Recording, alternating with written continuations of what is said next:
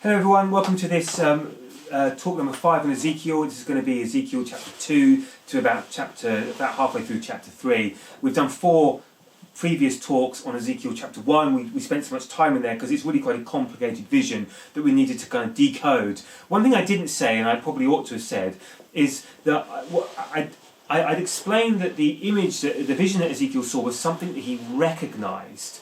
And he recognised it because it was a common... These composite type creatures, these humanoids with animal attributes, were common in the ancient Near East in several religions. And what I didn't go on to say is to try to... Well, when I was younger, I think that would have troubled me, because I would have thought that if anything if anything in Israel's religion looked like something outside of it, I would have thought, then there must have been kind of some sociological link. Maybe they adapted other gods around them and then gradually developed their own understanding of God. But that's actually not what's going on here. One of the things I've said is that divine beings manifest themselves not according to how they are, but because we can't see them. They're pure spirit. They can't show us what they are.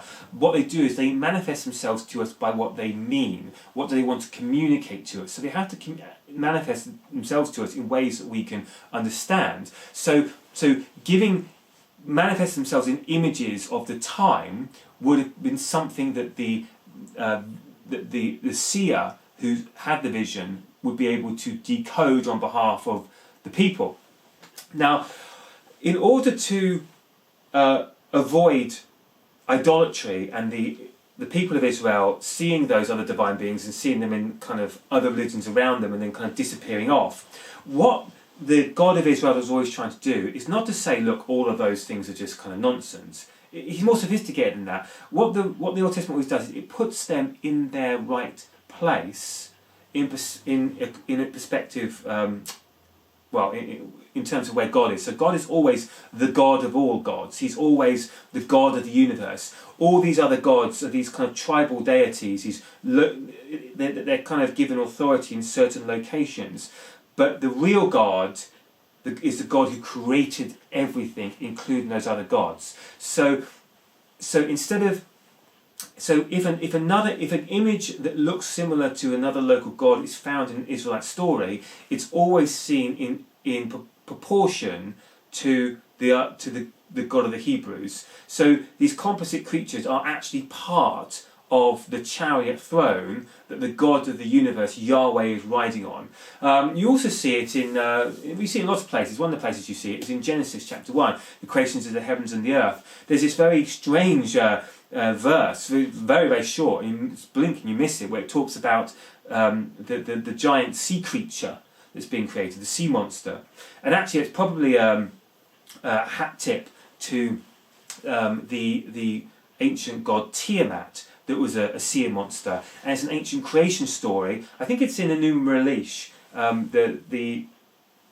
one of the Babylonian creation stories, where Tiamat has this battle with this other god, whose name escapes me at the moment, and she's literally separated like a clam, and half of her body becomes the ocean, the other half becomes the sky, because she's a water monster. And of course there's water up in the sky because there's rain. If you're an ancient person, that's what you see, is waters above and waters below. You see that in the Genesis story of waters above the firmament. It's where the water, so much of the water from Noah comes, it kind of gets dropped on the earth like an atomic bomb, and the rest of the water comes up from underneath.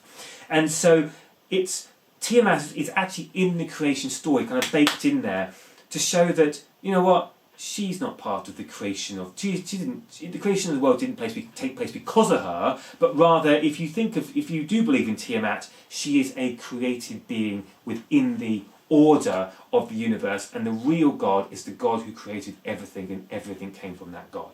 So it puts Tiamat in the most fitting place in relation to Yahweh, which is even below Adam and Eve, which is actually really important, because of course in the early Mesopotamian creation stories, humans are created basically as slaves of the gods, because the gods are just blooming lazy. I mean, they really were. These ancient stories are quite fascinating, whereas in the creation story of the Israelites, humans are made in God's image, not as slaves of the land, but as God's divine representatives of the land. And then these creatures like sea monsters, or all the animals that are often seen as gods by the nations, they're of an order beneath the humans. So it's almost like a political story. It's saying our creation story is better than yours.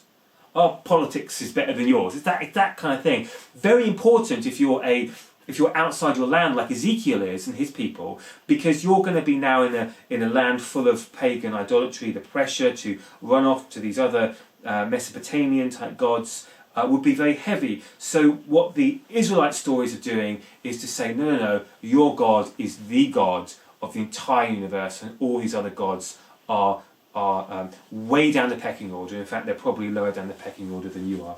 So that's what I wanted to say, just to kind of finish that off about Ezekiel chapter 1.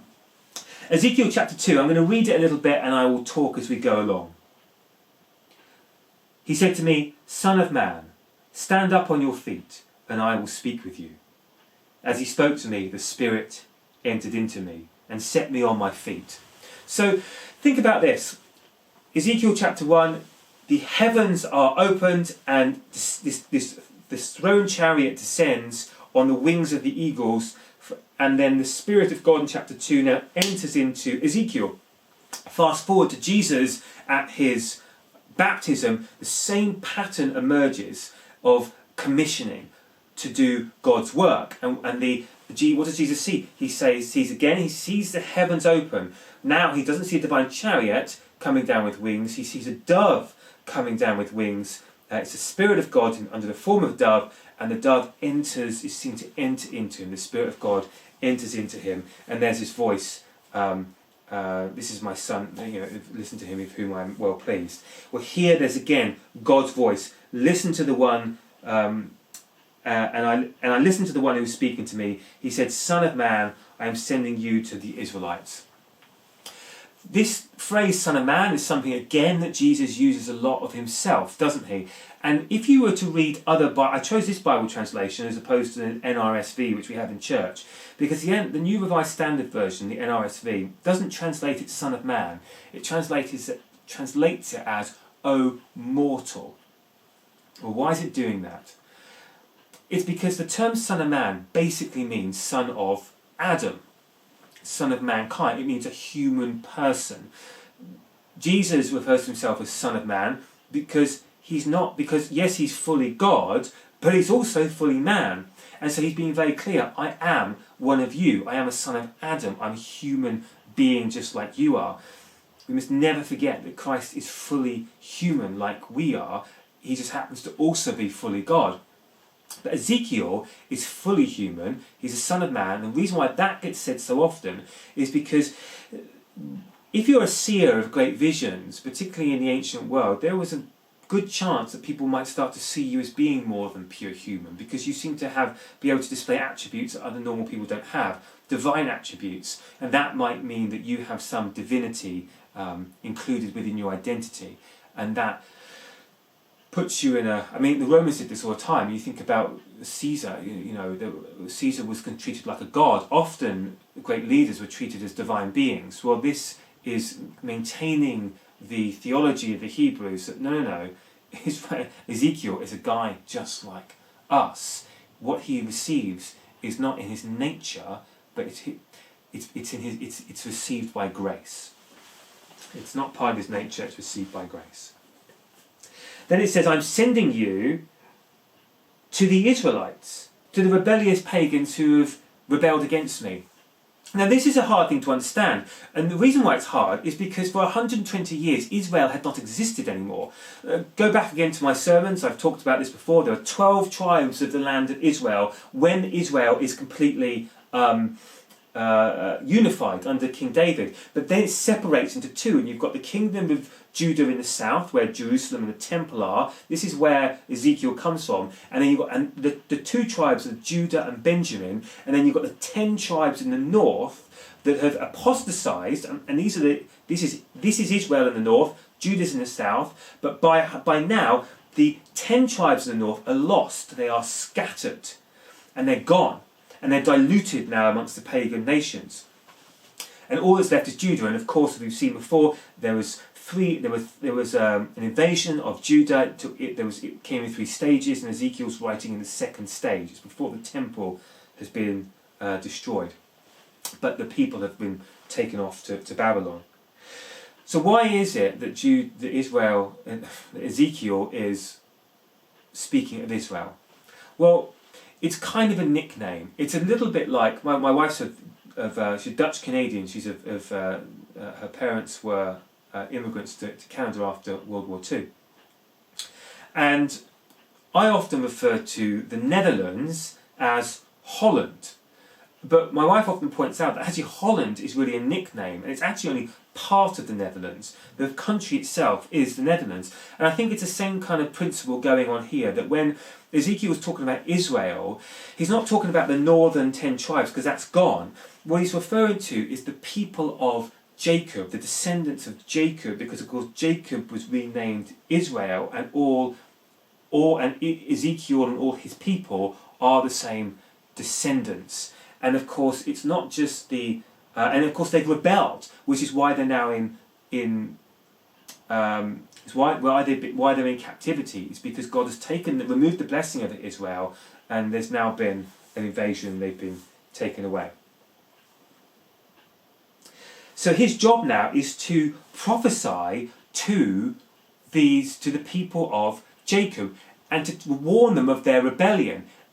And they're still rebelling. This is the kind of the crazy thing. The Israelites and their ancestors have transgressed against me to this day. So they've not listened, even though they're taken down into exile because of their rebellion. They're still not listening. Think about the Exodus readings we've had through morning prayer this last couple of weeks. It's all been about Pharaoh. Moses going to Pharaoh saying, "Let my people go, or there'll be another plague, another plague, another plague." And Pharaoh just doesn't listen. He hardens his heart against them. The descendants are obstinate and hard-hearted. So again, it's often the case that early on the Israelites, the people of Israel, they're kind of preaching against the pagan nations who are oppressing them, but actually they're humans too. And all the same mistakes that any nation can have, the Israelites can have too. So just like Pharaoh hardened his heart, that same pattern now is taking place with the Israelites themselves, just as us as a church can fulfill the same patterns as we can have that in our hearts too. Just because we're God's people doesn't mean that somehow we're better than anybody else, or that we've got more ability to be holy. Actually, we can fall into those same traps as well. So God says to him, "I'm sending you to them, and you must say to them, 'This is what the Lord says,' whether they listen or refuse to listen, for they are a rebellious house. They will know that a prophet has been among them. But you, son of man, do not be afraid of them, and do not be afraid of their works, even though briars and thorns are beside you, and you live among scorpions. Don't be afraid of their words, or discouraged by the looks on their faces, for they are a rebellious house." Even if there's thorns around you and scorpions, it might actually be scorpion plant. Scholars seem to think that actually that's not a symbol of trouble, that might be a symbol of protection, that the thorn bushes themselves and the scorpions themselves are a symbol of God's protection actually around Ezekiel. So Ezekiel won't come under attack. When I was a policeman, one of my last couple of years, we were out about, I think it must have been about 4 o'clock in the morning. We had a domestic come through on the radio. They were told there was a gentleman with a knife, I think somewhere down in lip, or could have been somewhere around that area. And we went flying down there, and we backed up behind a vehicle that had just taken off. And my colleague realised that the guy we were looking for was probably back in the back of the car. The car slowed down in front of us. I heard my colleague say "stand by for decamp," which basically means that he could see the movement in the back of the car. He knew someone was going to bolt out. So I was passenger, so I unstrapped my seatbelt. The door flew open, and I went legging it down the road after him. And I chased him down the road, and we went straight up an alleyway. And as I was running down the alley, I could see that the end of the alleyway was a dead end. And there was it must have been like a 7 or 8, maybe 9 foot wall next to me on one side, and there was the most dense rose and thorn bush you've ever seen in your life on my right. So my assumption is now this chap is going to be having to run back towards me with this knife. But then he did something I've never ever seen before, would never want to see again. He decided that instead of running towards me and risking me, I guess, arresting him, he ran into the hedge. And he literally dragged himself through this rose and hawthorn hedge until he couldn't physically drag himself any further and was just kind of like this, caught like a fly in a spider's web, basically trapped in this kind of bleeding mess. Thorn bushes are a real source of protection. It's why we often put pyrocanthers around properties that we don't want people to burgle, because they protect the property. And I think what scholars are trying to say here is that these thorn bushes are a protection that God will put around Ezekiel so that he's not discouraged. Don't be afraid of their words or discouraged by the look on their faces. They're a rebellious house. Speak my words to them. And you, son of man, listen to what I tell you. Do not be rebellious like the rebellious house. Open your mouth and eat what I'm giving you. Now it gets really weird. So I looked and I saw a hand reaching out to me, and there was in it a scroll. And when he unrolled it before me, it was written on the front and the back words of lamentation and mourning and woe. We see scrolls, don't we, in other places, like in the book of Revelation. They are contracts, they're often covenants, they are often legal documents, and this is being given to him, and there's these words of lamentation. And we've been reading, haven't we, now, morning prayer and evening prayer, from the book of Lamentation. Lamentations is a wonderful book because it doesn't give you any answers to your pain, but it gives you a way of expressing your pain to God in a very real and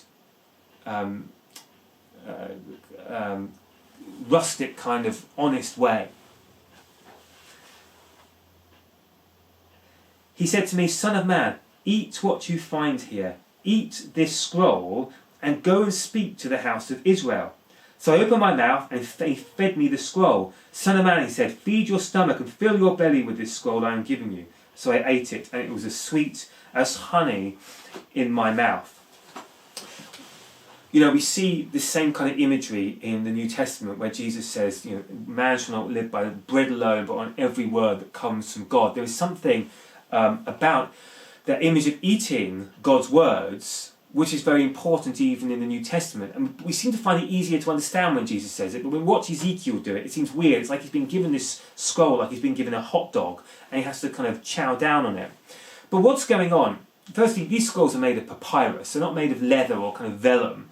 They are edible, and maybe it wouldn't be very nice, but of course when he eats it, it's sweet and honey. So there's a joy in feeding here on God's word. Why is it important? Because it's important because he's a prophet. So he's been given the commission of a vision. That's how you know he's a prophet. He's commissioned. There's a vision, there's a voice, like Jesus when he's been baptized, or Paul when he meets Jesus on the road to Damascus. There is an anointing vision. And the words that come out now of Ezekiel's mouth are the words that has been put into him by God through the scroll. So what goes into you is really important, because what's inside of you will come out of you. I've got a friend who likes to say that to me quite a lot, and he's absolutely right. What you put in, what's inside of you, is what will come out of you. And if you put something good, if you put God's words into you, those words of life, those are the words of life that you're going to be able to share with others. If you put bad things into your body, like if you put bad food into your body will become corrupt. So if you put lies and you put evil words and anger into your body, that's what's going to come out from you. If you put truth and love and life and hope and God's holy word into you, then you will become a prophet like Ezekiel. And what's important about prophets is that they're not simply fortune tellers. It's not saying this is what's going to happen in the future. That does happen, but actually what they do, prophets mostly, it's not to say this is going to happen in the future, but it's to say this is God's word for you now. You are a rebellious people, turn back to God. Also, in the ancient biology, remember they didn't see kind of the brain as being the source of our intellect like we do today, because they didn't have the same scientific categories we have today. Rather, they saw the internal organs as being the location of things like wisdom and courage and thought and your desires. So we still do this today. The heart. You know, when we talk about our heart breaking, or our hearts full of love, or we talk about having gut feelings, or something turns your stomach, the internal organs do have, particularly in the ancient world, a sense of that's being the source of the of your intellect and your wisdom and your virtues. So by putting the scroll into the stomach and filling the stomach means that that's the place where the virtue and the love and the courage, that's the location they saw it should be, so that's where it's been put. Very different to how we see things today. Then he said to me, Son of man, go to the house of Israel and speak my words to them, for you are not being sent to a people of unintelligible speech or of a difficult language, but to the house of Israel. In other words, I'm not sending you to people who don't know what you're saying. I'm sending you to people who understand every word that you're saying, and it should be easier. Jesus talks about this as well, doesn't he? When he says, when he gives the woes, woe to you, Tyre. Sorry, if the word had been, if my words had been spoken to, Sodom and Gomorrah, they would have repented, but you didn't. It's that same kind of principle, that God is not going to people who are against him. He's going to the people who should be for him, just like Jesus did when he spoke to the Sadducees and the Pharisees and the keepers of the law. He's going to people who should have understood him, and yet they rejected him. Same with Ezekiel. Everything that happens in the Old Testament is only prefigurements of what happens later on in the New with Jesus. But the house of Israel will not want to listen to you, because they do not want to listen to me. For the whole house of Israel is hardened and hard-hearted. Look, I have made your face as hard as their faces, and your forehead as hard as their foreheads. What's going on? Basically, if you've ever seen two guys outside a club about to have a fight, what do they often do? One gets in the other's face and they kind of stare down each other, and their foreheads are rock solid because they're really staring each other out, and they're really they're putting their frown on.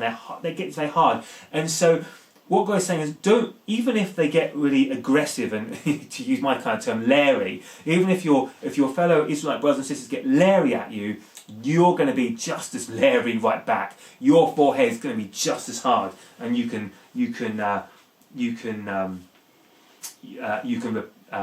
kind of face them off. So look, I've made your forehead as hard as theirs, and your forehead as hard as their foreheads. I've made your forehead like a diamond, harder than flint. Don't be afraid of them or discouraged by the look on their faces, though they are a rebellious house. So I'll leave that there. If you've got any questions to ask, it's helpful for me to know, because there's so much here, and I just speak off the cuff. I haven't got the time to plan these things much, so I know that I'm probably not giving you everything that you need, and I'm probably not always explaining stuff well. But some of you have really enjoyed these talks, and I want to be able to give you the best. So do ask me if there's anything you want to clarify.